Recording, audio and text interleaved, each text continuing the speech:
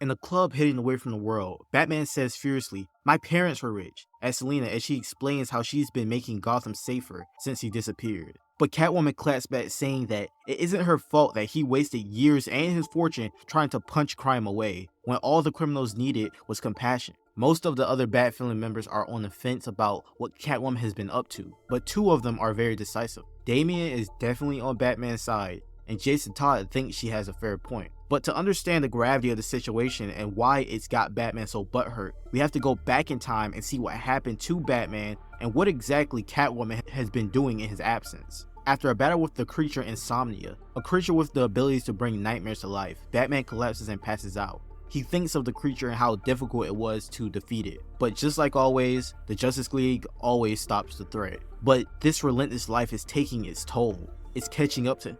And as Batman dreams, he speaks to his alternate personality and argues that he should have expunged him from his mind a long time ago. The Batman of zur-en-arrh claims that Bruce is too paranoid to get rid of him. And Batman thinks he sees someone behind his alternate personality, but they disappear. And just like that, he wakes up in the Beckhomes. Oracle has been taking care of him and tells him he's been asleep for 8 whole weeks. She asks what happened to his hand. He didn't tell anyone that he lost his real hand a little while ago. He tells her not to worry about it and asks for solitude to get his mind right. Batman feels like he needs to maintain the illusion of Batman, considering he's been gone for 8 weeks. Certainly nobody knows what to do without him. He thinks to himself, time to remind the world who he is, and goes to stop a burglary. He recognizes these criminals and says to them, "This isn't your usual gig. These guys are just everyday goons who usually work for the big guys like Freeze and Joker. They're not used to big time heists like this." The thieves make a run for it, but they give Batman the slip with a bait and switch tactic. This is unusual.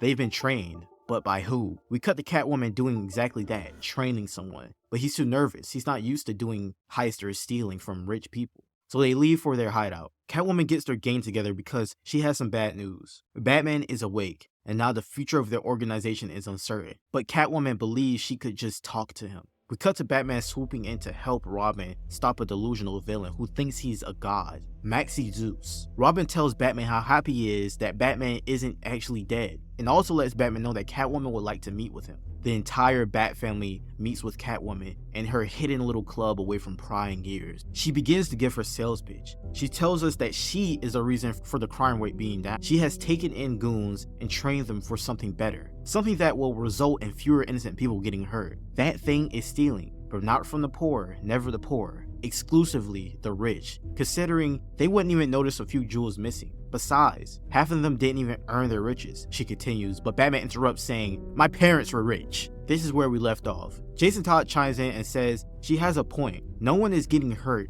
Seems okay to me." And Damian, sounding more and more like his father every day, says, "This is only going to result in more highly trained criminals when they go back to their masters." Nightwing says that you've only changed the crime. Catwoman tells Batman not to yell at her, especially in front of the kids, and she claps back, just like we saw at the beginning of this video. She also tells Batman in front of everyone that he's the reason that they couldn't get married because he was so obsessed with being Batman, and maybe he should just take a step back and let her take the reins for a while. Maybe he's just upset because he thinks and knows that she could do better than him. Batman storms out, Robin following him, asking him to at least hear her out. Batman ain't trying to hear none of that BS, so he drives away. Catwoman makes her way home and tells her bodyguard that he can take off, and she goes to get in the shower, but waiting for her is Jason Todd, the Red Hood. She immediately gets in a fight with him, demanding that he leave. But even while getting beat up, he taunts her. When he eventually gets overpowered by Catwoman and her guards, he offers his help. Catwoman agrees, but tells him not to come to her directly because the last thing they need is an angrier Batman, and she gives him a contact.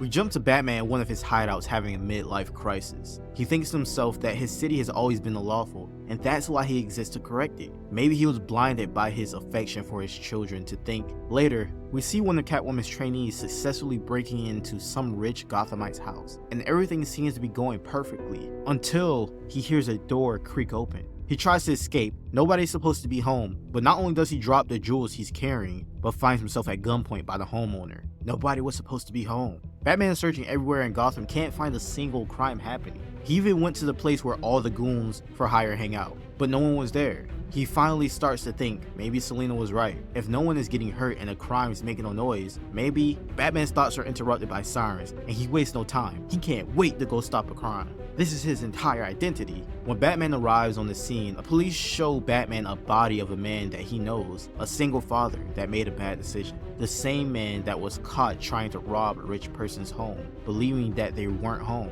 And now he's dead, leaving another orphan, a victim of crime. Batman is allowing himself to get very upset. He thinks to himself, everyone is making bad decisions. The mission has been tainted, and now this man, this father, is dead. I'll fight them all if I have to. We stop crime. We stop crime. Batman begins to let his alternate personality speak. We stop crime because we are Batman.